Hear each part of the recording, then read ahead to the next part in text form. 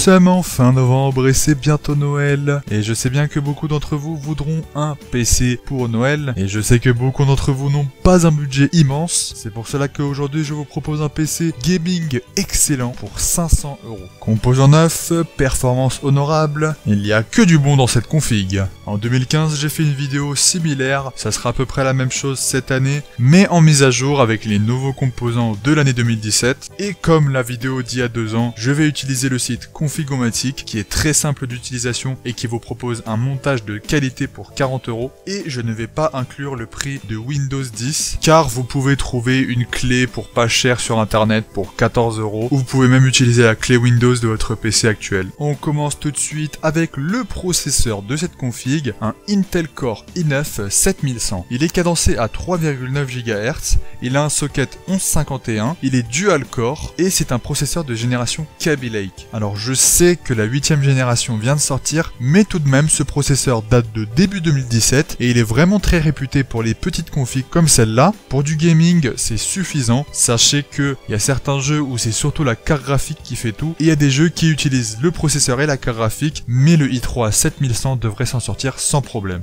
On continue avec la carte mère, c'est une Gigabyte B250M D2V. C'est une carte mère de format micro ATX avec un socket 1151 pour accueillir votre petit i3, un chipset Intel B250, 4 prises USB 3.0, 2 prises USB, un VGA et un DVI. Il a aussi une connectique Ethernet avec un débit descendant maximum de 1 GB par seconde, donc compatible avec la fibre optique. C'est une carte mère assez simple, le format n'est pas très important, vous pouvez mettre n'importe quel processeur, vous pouvez mettre n'importe quel graphique, ça va marcher sans aucun problème, tout l'essentiel est là et tout va marcher parfaitement avec tous vos composants. On passe aux barrettes de RAM. Alors il y a 2 ans on m'a dit que une barrette de RAM de 8 Go c'était pas terrible parce que c'est toujours mieux d'avoir 2 barrettes de 4 Go pour pas mal de raisons. Donc cette fois-ci j'ai mis 2 barrettes de 4 Go en DDR4 Ballistix Sport LT rouge, cadencé à 2400 MHz. Ces barrettes feront totalement l'affaire pour votre config. En plus entre nous,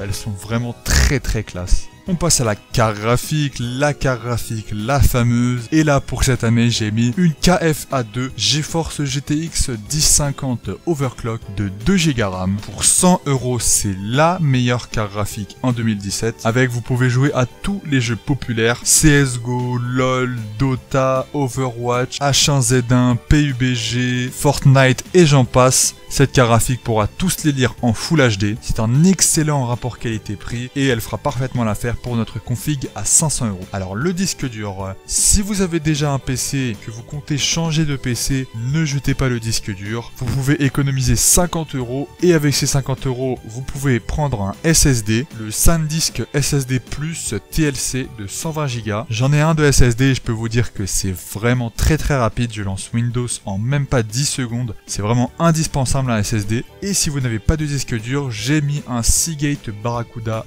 1 Tera de 3,5 pouces qui tourne à 7200 tours par minute. Certes, c'est plus lent que du SSD, mais 1 Tera pour du jeu vidéo, c'est vraiment énorme. Et c'est un disque dur neuf, du coup, au début, vous n'aurez aucun problème de ralentissement. Et maintenant, le boîtier. Alors le boîtier, c'est un Colink Aviator M noir avec des LED rouges. C'est un boîtier assez simple, mais il y a tout l'essentiel dedans. Vous avez un USB 3.0, un USB 2.0, une prise micro, une prise casque, des emplacements disque dur, un ventilo à l'arrière avec des LED rouges et pour 30 €, vous avez une fenêtre pour admirer les composants de votre PC. Et avec les LED, votre PC aura vraiment de la gueule. Et pour finir, on passe à l'alimentation, le dernier composant de votre PC. Il s'agit d'un Cooler Master Masterwatt Lite de 400 watts, certifié 80+. Alors il faut savoir que votre carte graphique GTX 1050 est directement alimentée par la carte mère. Il n'a pas besoin d'alimentation externe. Du coup, 400 watts, ça suffira largement pour alimenter votre PC. Cependant, si vous voulez mettre une carte graphique plus puissante, comme une GTX 1060, 1070 ou 1080, ou un processeur plus puissant, je vous conseille quand même de changer l'alimentation. Mais pour l'instant, ça suffira largement. Nous sommes le 18 novembre 2017 et à ce jour, cette config vaut 490 €